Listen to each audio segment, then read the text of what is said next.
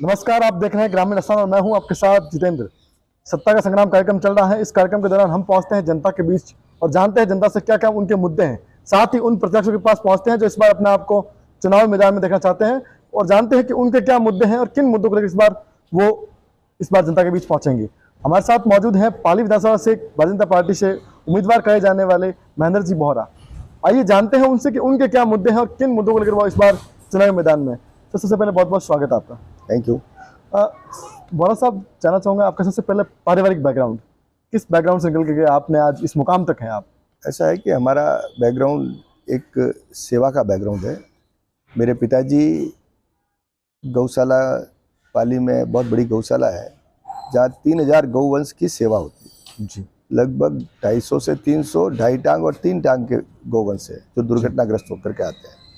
Trauma ward है और करीबन 150 से 200 बिल्कुल अंधे गौवंश है जी। तो इस तरह से करके बहुत बड़ा, पिछले लगभग 50 साल से पिताजी पूरा समय जीवन अपना सेवा में दे रहे हैं जी। चौकालाल जी बोहरा नाम है उनका। और हिंदू सेवा मंडल शमशान गृह है तो वहाँ भी उन्होंने काम किया पूरा। फिर यहाँ ICU है, हॉस्पिटल है तो वहाँ उन्होंने काम किया है। हमारा खुद का समाज है, उस समाज में भवन निर्माण की बात रही तो वहाँ काम किया है। तो मूल रूप से सेवा का बैकग्राउंड है हमारा।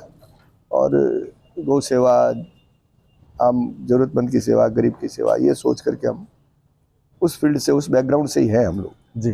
तो सर, सेवा क्षेत्र से छोड़ के राजनीति का आने का क्या कारण रहा प्रमुख, और सफर क्या रहा राजनीति का आपका? राजनीति का ये कोई, हम राजनीति करने के लिए राजनीति में नहीं आए। सेवा को कौन ताकत दे सकता है? हम जरूरतमंद की ताकत और ज्यादा कैसे बन सकते हैं? और जरूरतमंद की ताकत बनने के लिए राजनीति भी एक शक्ति है जी। उसके कारण से आपकी ताकत सेवा करने की कई गुना बढ़ती है जी।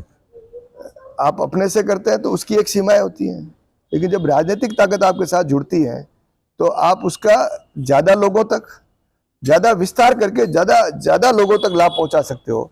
और ज्यादा, और सेवा का ये इस माध्यम से सरकार, आम ऊपर प्रशासन, उनके माध्यम से भी उनको भी ये विषय देकर के, ऐसे कई सेक्टर्स होते हैं जो शायद अनछुए रहते हैं, उनके ध्यान में नहीं भी आता होगा जी। लेकिन हम जमीन पे काम करते हैं और वो सेक्टर्स हमको ध्यान होता है तो हम उनके माध्यम से भी उनको रिलीफ पहुंचाना है। कभी कोई बाढ़ आ जाए, कभी कोई अकाल पड़ जाए, कभी कोई पानी की समस्या आ जाए, कभी कोई कोरोना में दवाइयों की बात आ जाए, तो हम उसमें अगर सेवा की भावना से जुड़े हैं तो ईमानदारी से इन समस्याओं को टारगेट करके अटेंड कर सकते हैं जी। सर, मैं जानना चाहूँगा कि आपने इस बार कहीं ना कहीं दावेदारी में पेश कर रहे हैं सर, जो राजस्थान में अभी वर्तमान में गृह सरकार है, उनके कामकाज को महेंद्र जी बोहरा क्या देखते हैं? देखो, ये राजस्थान की कांग्रेस की सरकार है, उसको 1 मिनट भी रहने का हक नहीं है। जनता 5 साल के लिए सरकार को चुनती है जी। और 5 साल में 4.5 साल तक कुर्सी का झगड़ा ही रहता है। अपने आप को बचाने के, सरकार को बचाने का ही मेहनत होती है सारी कुछ। तो उससे ये लोग, मैं तो कहता हूँ ये बहुत बड़ा पाप है उन्होंने किया। आपने जनता के 5 साल लिए और 6 महीने में केवल भ्रमित करने के लिए थोथी घोषणाएं कर रहे हैं जो 6 महीने ही चलनी है। उनका जीवन काल भी इतना ही है उन योजनाओं का। तो ये इस तरह की ऐसी सरकार को रहने का अधिकार नहीं है जी। क्योंकि वो स्वार्थ के लिए सरकार है, वो खुद के विकास के लिए सरकार है। जनता के विकास की चिंता नहीं है, कोई परमार्थ भाव नहीं है। इसलिए इस सरकार को जाना चाहिए। भ्रष्ट है, अपराधों की बात छोड़ो, हर मामले में इस प्रकार से प्रथम है कि राजस्थान का जो सर कभी मस्तक गर्व से फूलता था, गर्व से ऊंचा रहता था, वो आज कलंकित है महिला अपराध से, भ्रष्टाचार से, बेरोजगारी से, पेपर लीक से। आप कौन से सेक्टर ऐसे हैं जो कई विकास का कोई नामो निशान नहीं है, केवल थोथी घोषणाएं और एक झूठ का काम किया करे। झूठ और लूट की सरकार है जी। कहीं सत्ता में बैठे लोगों को दावा है कि जो हमने योजना को जो पिटारा खोला है, उस पिटारे के बल पे सत्ता में फिर से लौट रहे हैं, क्या मानना आपका? देखो, ऐसा है कि 2013 में जब चुनाव हुए थे तब भी ये सरकार थी, उस समय भी इन्होंने पिटारा खोला। लेकिन अब जनता बहुत जागरूक है, सोशल मीडिया भी बहुत एक्टिव है। अपन सोचते हैं कि लोग ग्रामीण लोग हैं, कम पढ़े लिखे होंगे, उनको इस चीज़ की जानकारी नहीं है। लोग समझते हैं, बॉडी लैंग्वेज समझते हैं, और कौन सा काम किस भाव से किया जा रहा है, किस उद्देश्य से किया जा रहा है, ये भी उनको पता है। इसलिए ये सब जो है कि ये सब टेम्परेरी है। जादूगर है, जादूगर ने अपनी जादूगरी करी है, और जादूगर जादू खत्म होने के बाद में हाथ खाली आ जाते हैं। तो वही स्थिति होने वाली है। और किया क्या इन्होंने, एक जेब से पैसा निकाला है और दूसरी जेब में मामूली पैसा डाल दिया, पूरा जेब तो खाली कर दिया आदमी से। चाहे योजनाएं बंद कर दी हो, पहले 2-3 साल भामाशाह स्वास्थ्य बीमा योजना बंद कर दी, खाद्य सुरक्षा में 4.5 साल तक नाम जुड़ नहीं रहे थे, उसमें अन्न नहीं मिल रहा था, मुफ्त में मिलना था। तो कहीं आप समझो तो बिजली के बिलों की जो बात थी किसानों के, वो बंद कर दिया उन्होंने 2 साल तक। तो इससे आगे जाओ तो शुभ शक्ति योजना में जो महिलाओं को और बच्चियों को जो 55,000 रुपये शादी पे मिलते थे, 18 साल होने पर मिलते थे, 20-21 हजार रुपये जन्म पे मिलते थे, वो सारी योजनाएं बंद कर दी। टोल टैक्स माफ किया था, वो वापस बंद कर दिया उन्होंने। तो कुल मिलाकर के पेट्रोल डीजल पे कोरोना के अंदर 7% और 6% वो ड्यूटी लगा दी थी, तो कोरोना के नाम से वो भी इन्होंने नहीं हटाई। तो ये इस तरह से इन्होंने अन्याय तो खूब किया है। पैसा आज भी बिजली के बिल में जो माफी कह रहे हैं, बिजली का बिल की जोड़ लगा दो, आप पिछले 5 साल की जोड़ लगा दो, इस 5 साल की जोड़ लगा दो, दुगनी से ज्यादा अभी दे पैसा चुका चुके। कोरोना में वादा किया था कि हम 3-4 महीनों का बिल माफ करेंगे, वो बिलों के पैसे उतने तो छोड़ो, उससे ज्यादा कई गुने पेनल्टी लगा करके और पुराने बकाया निकाल करके कर रहे हैं। इस तरह से किसानों को झूठी बिजली देने का वादा किया, गुणवत्ता युक्त बिजली देने की बात की, और गुणवत्ता देने की बात तो छोड़ो, पूरी बिजली नहीं दे रहे, पूरे 60 मिनट में 60 कट आते हैं उसमें जी। तो ये सारी महिलाओं को काम सुरक्षा देंगे, बदलेगा राजस्थान, नारी को मिलेगा सम्मान, वो सब झूठे हो गए। बेरोजगार को भत्ता देने के बाद कहीं भत्ता नहीं दिया, धत्ता दिखा दिया। ये तो उस प्रकार की सरकार है जी। गौरव साहब, ये तो राज्य की बात होगी, यहाँ के स्थानीय बात करें तो लगातार 25 वर्ष से यहाँ पर ज्ञानचंद जी पारख यहाँ के विधायक रहे हैं, आपकी भारतीय जनता पार्टी से ही है, उनके कामकाज कैसे देखते हैं आप? देखो, उनका कामकाज बहुत अच्छा काम रहा है। 25 साल तक एक सेवक के रूप में ऐसा जनप्रतिनिधि मैं नहीं समझता हूँ कि कोई, राजस्थान तो छोड़ो, अन्य स्थानों पे भी कहीं नजर आया, ऐसा सुना हो, ऐसा मैंने नहीं देखा। कोरोना का इतना बड़ा उदाहरण, कोरोना में पूरे राजस्थान की जो मृत्यु दर रही थी, वो जितने भर्ती हुए अस्पताल में कोरोना के मरीज आए रिकॉर्डेड हुए, उसमें से 3% लोगों की मृत्यु। ये पाली एक ऐसा क्षेत्र रहा जहां पे 1% से कम रही। ये कैसे संभव है? इलाज वही, बीमारी वही, डॉक्टर वही, स्टाफ वही, सरकार वही, लेकिन यहाँ पे एक विधायक और उसकी टीम, हम जो साथ में जुड़ करके काम करने वाले, वो टीम का डेडिकेशन इतना था कि जो ये दूरियां थी वो खत्म कर दी हमने। उसमें दवाइयों की उपलब्धता, ऑक्सीजन की उपलब्धता, इलाज की उपलब्धता, मेडिसिन की उपलब्धता, मतलब सब प्रकार की 1 to 1 देखना और करना, खून की उपलब्धता, ये सब चीजें करने में विधायक महोदय ने पूरा काम किया है। पानी की समस्या हो, लंपी रोग, गाय तो वोट देती नहीं है, लेकिन लंपी रोग में भी राजस्थान में बेहिसाब गायों की मृत्यु हुई है, अकाल मृत्यु हुई, लेकिन पाली जिले में नहीं हुई, पाली विधानसभा क्षेत्र में नहीं हुई, क्योंकि उसमें भी उन्होंने चिंता की। तो पाली की कहीं जहां कहीं समस्या होती है उसका समाधान, पानी बाढ़ आई, अभी बाढ़ जैसे हालात हो गए, पानी भर गए, तो उसमें पानी निकालने वाला कौन था? सरकार जहां फैल होती है वहां विधायक काम करता है हमारा। इसलिए इनका काम है। 25 साल में काम की बात सोचो तो आप नया बस स्टैंड ले लो, ये गर्ल्स कॉलेज ले लो, या आपके ट्रांसपोर्ट नगर ले लो, शहर में सीवरेज लाइन पूरी के पूरी 600 करोड़ की योजना, जबई से पाली तक पानी लाने की योजना, 600 करोड़ रुपए की वो योजना, अस्पताल के कई यहाँ पर अपने सिटी डिस्पेंसरी 3-4 और खुल गई, यहाँ पे स्कूल दुनिया भर की खुल गई, सड़कों का जाल बिछा हुआ है, दूसरी जगह सड़कों में यहाँ की सड़कों में अंतर है। इसलिए विकास में कोई कमी नहीं है, सेवा में कमी नहीं है, अटेंडे में कमी नहीं है।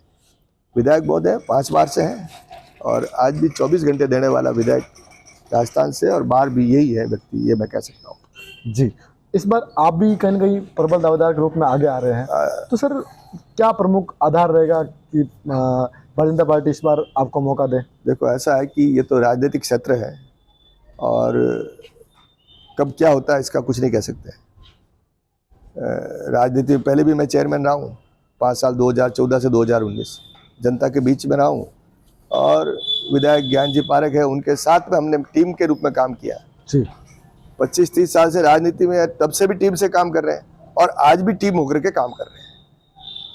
अवसर अगर मुझे पार्टी ने कहीं दे दिया तो निश्चित रूप से विधायक महोदय का साथ निश्चित रूप से मिलना है, वो टीम उसी रूप में काम करनी है, तो उसमें कहीं विवाद नहीं होना है। इस बार हम विवादों में काम नहीं करते, हम एक दूसरे के सहयोग में काम करने वाले लोग हैं। बगावत नजर नहीं आएगी, बगावत किसी रूप की नजर नहीं आएगी, न तो विधायक की हमारे प्रति नजर आएगी, न हमारा कभी विधायक के प्रति नजर आएगा। हम मिलकर काम करते हैं, वो भी इस मामले में स्पष्ट रहते हैं, इस मामले में कि भाई अवसर मिलेगा तो सेवा करूंगा और अवसर नहीं मिलेगा तब भी सेवा करूंगा।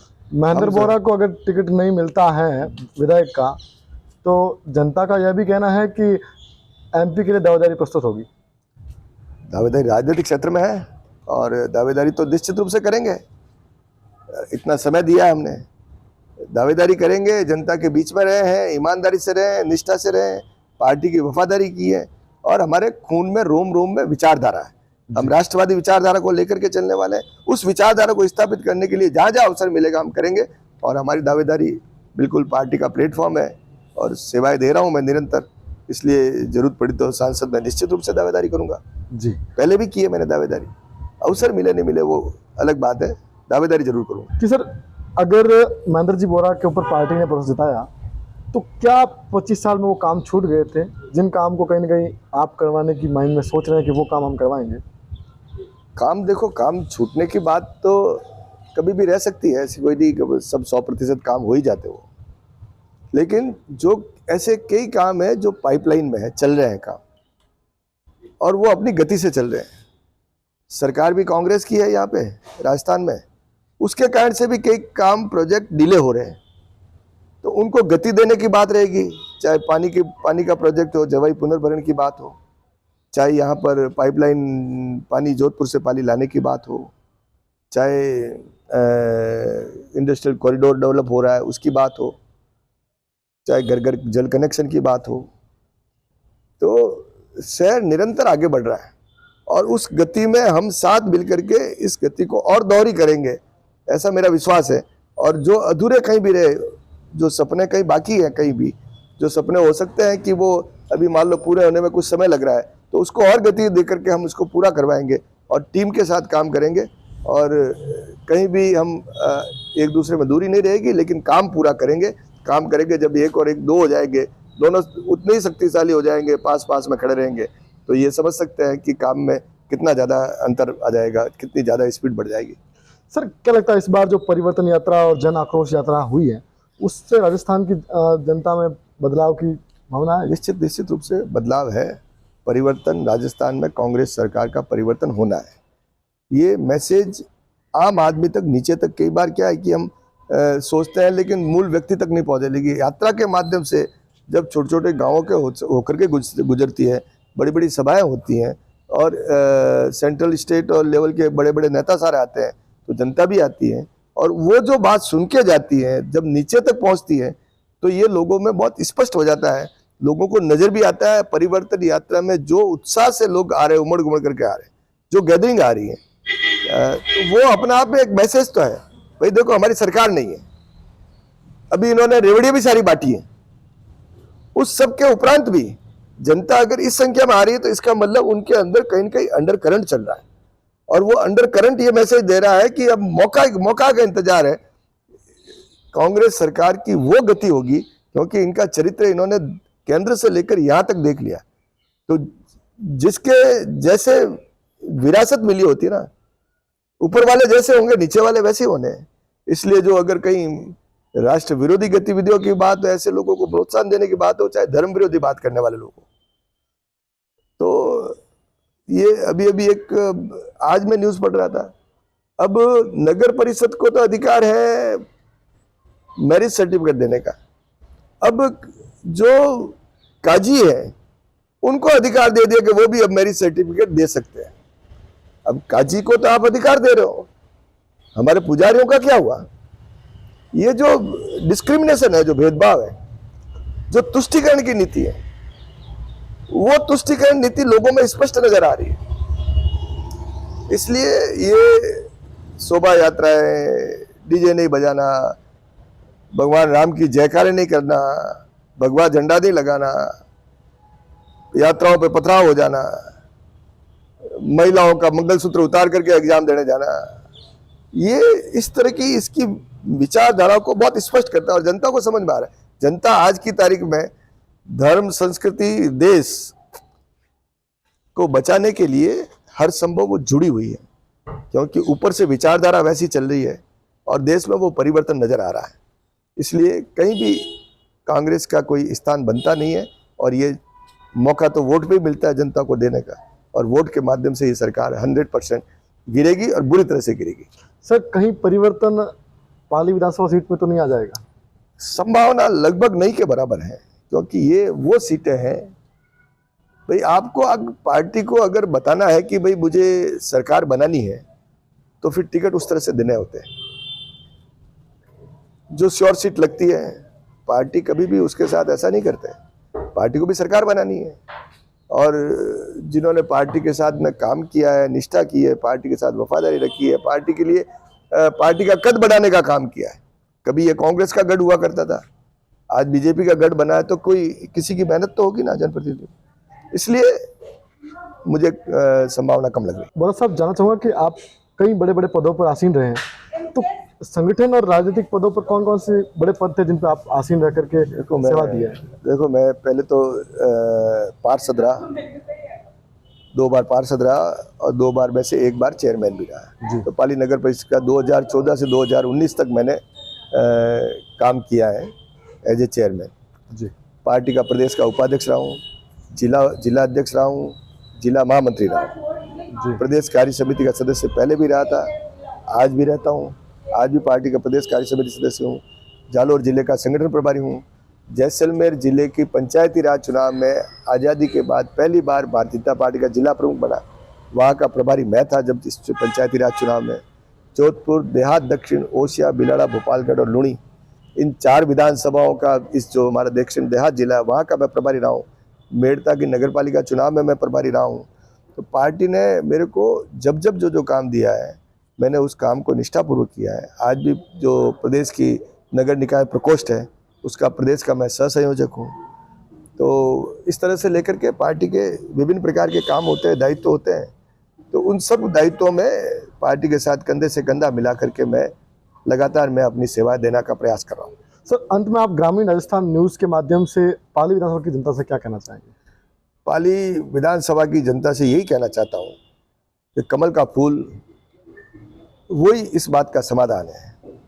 आज राजस्थान की जो समस्या है उसका समाधान भारतीय जनता पार्टी है और कमल का फूल है। जो पाली विधानसभा में भाजपा की सीट बनी हुई है पिछले 5 साल से लगातार, अगली बार छक्का भी भारतीय जनता पार्टी के पक्ष में ही लगाना है और इसके माध्यम से और जीत का अंतर भी जो रहा है उससे दुगना अंतर रहना चाहिए और ये संदेश सीधा जाएगा। हो सकता है सीट का तो एक का सीट का ही पाली विधानसभा दे पाएगी, लेकिन पूरे राजस्थान की भावनाओं का जब संख्या बढ़ती है, वोटों का अंतर बढ़ता है, तो जन भावनाओं का पता लगता है कि जन कितनी आक्रोशित है इस कांग्रेस सरकार के खिलाफ में। इसलिए जनता बढ़ चढ़ करके शहर के लिए, विधानसभा क्षेत्र के लिए और राजस्थान के आम आवाम के लिए ये आवश्यक है कि भारतीय जनता पार्टी के पक्ष में बढ़ चढ़ करके वोट करें और सरकार भाजपा की बनाए। जी, ये थे हमारे साथ महेंद्र जी बोहरा, जिनके वादे तो काफ़ी बड़े हैं। देखना है कि अब इनको जनादेश कितना मिलता है। उससे पहले देखने वाली बात होती क्या पार्टी इनके साथी विधायक महोदय पर भरोसा करती है या इनके ऊपर भरोसा करती है या कोई तीसरा चेहरा नया देखने को मिलेगा। अभी के लिए बस इतना ही। देखते रहिए ग्रामीण राजस्थान, सत्ता के संग्राम। कैमरामैन जितेंद्र सैन और अनिल राव के साथ।